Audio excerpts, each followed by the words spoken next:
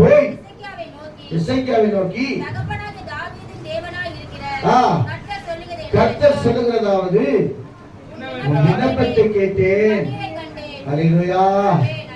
பாருங்க, கொஞ்ச நிமிஷத்துல அவன் சொல்றான், உத்தமமும் உண்மையா இருந்தேனே. சாலமோன் கேட்ட விண்ணப்பம் அவருக்கு உகந்ததா இருந்தாலும் அந்த விண்ணப்பத்துக்கு சாங்ஷன் பண்ணிட்டார். இவர் பண்ண விண்ணப்பமும் கரெக்டான விண்ணப்பம். ஏன்னா அந்த எசேக்கியா ராஜா தேவனுக்கு பிரியமாய் நடந்து கொண்டான்.